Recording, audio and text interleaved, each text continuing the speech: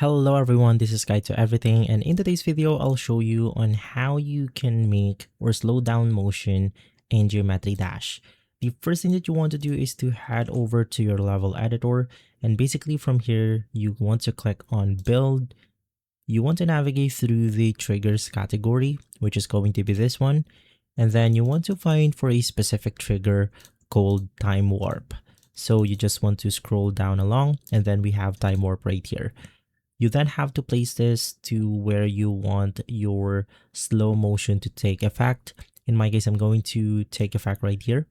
And then you want to click on the edit objects option.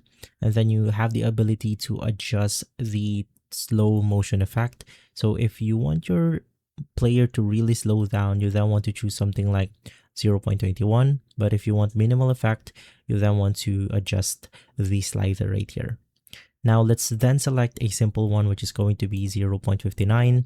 And then you have two triggers to choose from. Of course, if you're using something like a spawn trigger, you can do that. But to make things easier, let's just select the touch trigger. This means that when our player touches the trigger right here, it will then take effect.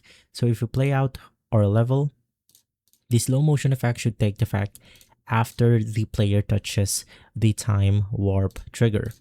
And so if this video has been helpful, leave a like, subscribe, and follow Guide to Everything for more videos like this. And as always, thanks for watching.